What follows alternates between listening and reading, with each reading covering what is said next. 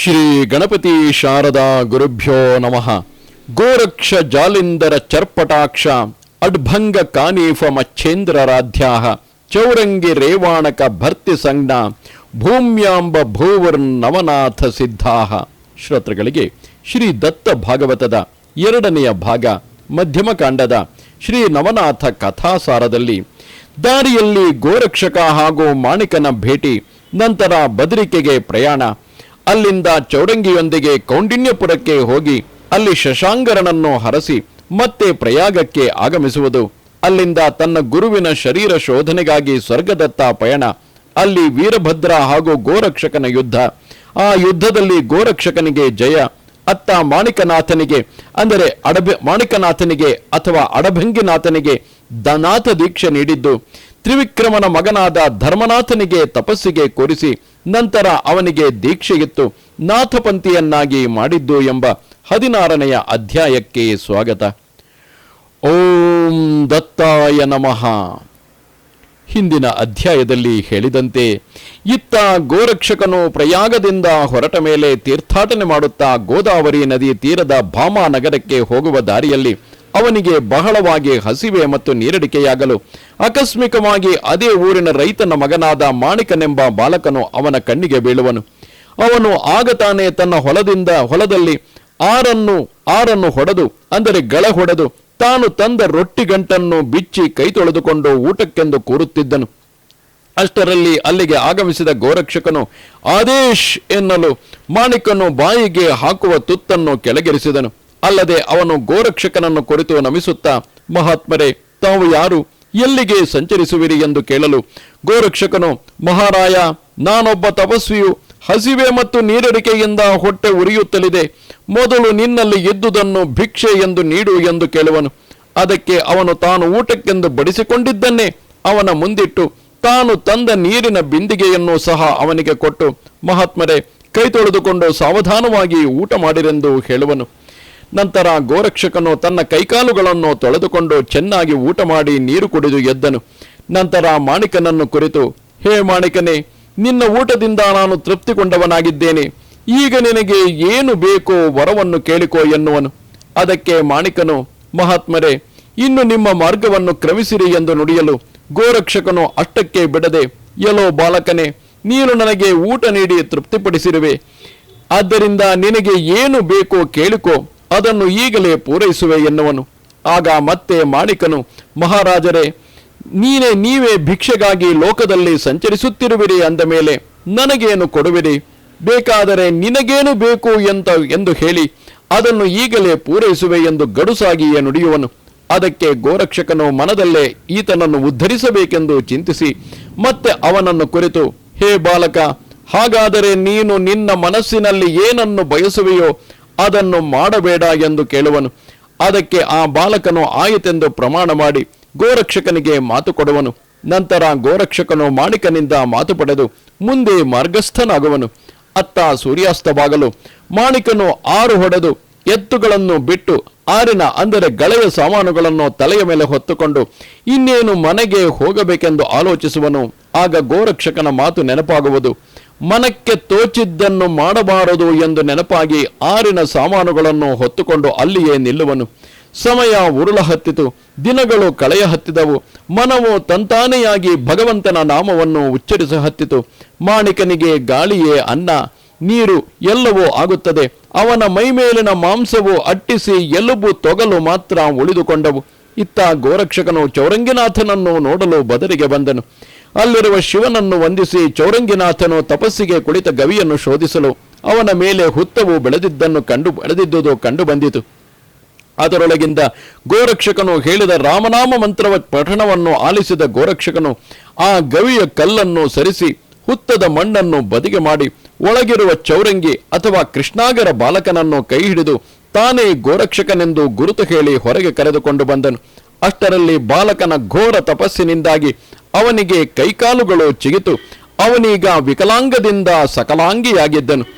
ಆದರೆ ಅವನ ಶರೀರವು ತೀರಾ ಕ್ಷೀಣಿಸಿದ್ದುದನ್ನು ಕಂಡ ಗೋರಕ್ಷಕನು ಬಹಳ ಹಳಹಳಿಸಿದನು. ಅತ್ತ ಚಾಮುಂಡಿಯನ್ನು ಕರೆದು ಕೇಳಲು ಆಕೆಯು ದಿನಾಲು ತಾನಿಟ್ಟ ಹಣ್ಣಿನ ರಾಶಿಯನ್ನು ತೋರಿಸಿದಳು. ಹೀಗೆ ನಿರಾಹಾರಿಯಾಗಿ ಘೋರ ತಪಗೈದ ಚೌರಂಗಿ ಬಾಲಕನನ್ನು ಬಿಗಿದಪ್ಪಿದ ಗೋರಕ್ಷಕನು ಅವನಿಗೆ ನಾಥಪಂಥಿಯನ್ನಾಗಿ ಮಾಡಿ ಸರ್ವವಿದ್ಯಾ ಪಾರಂಗತನಾಗಿಸಿದನು. ನಂತರ ಚೌರಂಗಿನಾಥನಿಗೆ ಎಲ್ಲ ದೇವರನ್ನು ಕರೆಸಿ ಅವರವರಿಂದ ವರಗಳನ್ನು ದಯಪಾಲಿಸಿದನು. ತದನಂತರ ಭದ್ರಿಕೆಯನ್ನು ನಮಿಸಿ ಚೌರಂಗಿಯೊಂದಿಗೆ ಮುಂದಿನ ದಾರಿ ಕ್ರಮಿಸ ಹತ್ತಿದನು.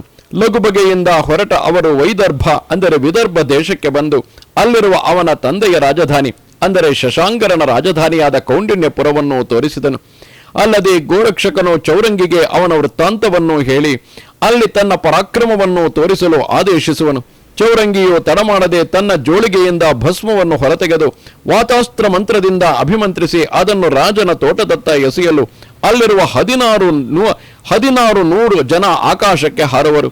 ನಂತರ ಮತ್ತೆ ಅವರನ್ನು ಭೂಮಿಗಿಳಿಸಲು ಅವು ಎದ್ದು ಬಿದ್ದು ಬೊಬ್ಬೆ ಹಾಕುತ್ತಾ ಓಡುವರು. ಅತ್ತ ಗುಪ್ತಚರರಿಂದ ಈ ಸುದ್ದಿಯನ್ನರಿತ ರಾಜನು ಮಚ್ಚೇಂದ್ರ ಮತ್ತು ಗೋರಕ್ಷಕನು ಬಂದಿರಬಹುದೆಂದು ಅವರ ದರ್ಶನಾರ್ಥವಾಗಿ ಸೈನ್ಯ ಸಮೇತ ಅವರಿರುವಲ್ಲಿಗೆ ನಡೆದನು.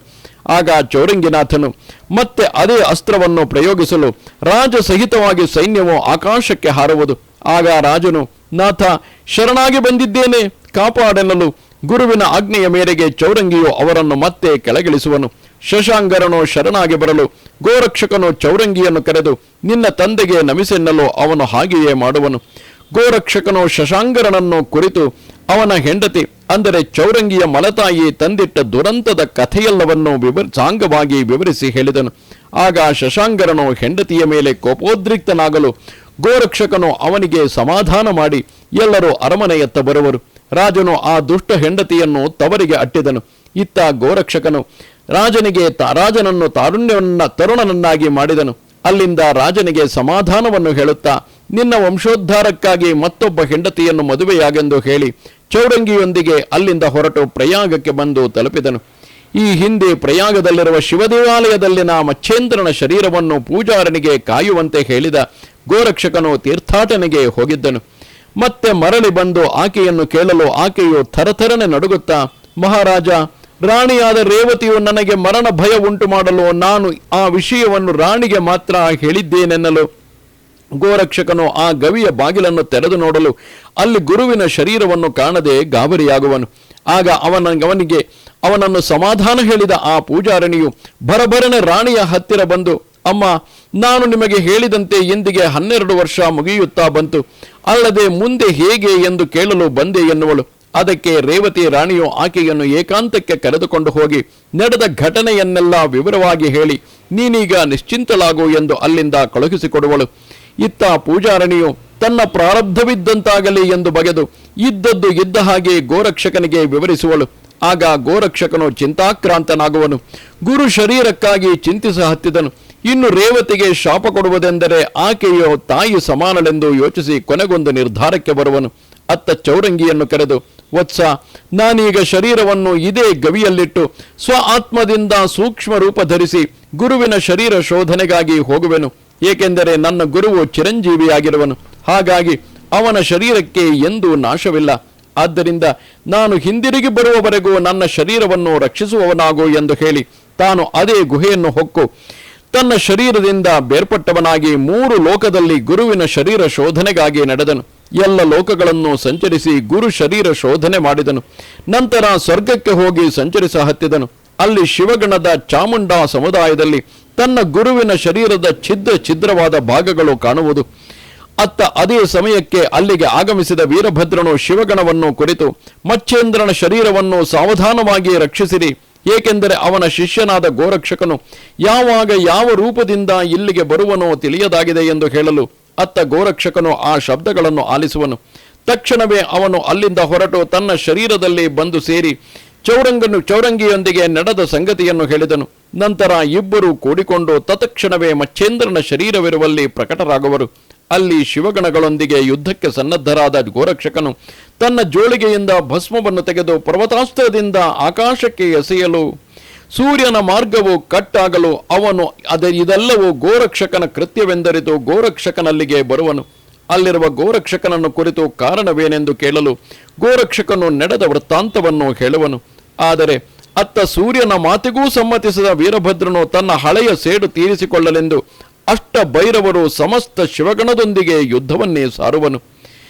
ಹೀಗೆ ಸ್ವರ್ಗದಲ್ಲಿ ಗೋರಕ್ಷಕ ಹಾಗೂ ವೀರಭದ್ರನ ಸಮಸ್ತ ಸೈನ್ಯದ ನಡುವೆ ಘೋರವಾದ ಯುದ್ಧವೇ ನಡೆಯುತ್ತದೆ. ಯುದ್ಧದಲ್ಲಿ ಗೋರಕ್ಷಕನಿಂದ ವೀರಭದ್ರನು ಹತನಾಗುತ್ತಾನೆ. ಈ ಸುದ್ದಿಯನ್ನು ತಿಳಿದ ಶಂಕರನು ತಕ್ಷಣವೇ ಅಲ್ಲಿಗೆ ಧಾವಿಸಿ ಬಂದು ಗೋರಕ್ಷಕನನ್ನು ಕರೆದು, ವತ್ಸ, ವೀರಭದ್ರನು ನನ್ನ ಸುತನು, ಅವನನ್ನು ಎಬ್ಬಿಸೆನಲು ಗೋರಕ್ಷಕನು ಶಿವನನ್ನು ಕುರಿತು ನನ್ನ ಗುರುವಾದ ಮಚ್ಚೇಂದ್ರನಾಥನ ಶರೀರವನ್ನು ಕೊಡಿಸೆಂದು ಕೇಳುತ್ತಾನೆ.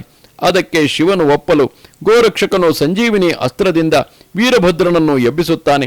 ಅಲ್ಲದೆ ಗತಪ್ರಾಣರಾಗಿ ಬಿದ್ದಿರುವ 72,84,00,000 ಶಿವಗಣಕ್ಕೂ ಜೀವ ತುಂಬಿ ಅವರಲ್ಲಿ ಚೈತನ್ಯವನ್ನು ಉಂಟು ಮಾಡುತ್ತಾನೆ.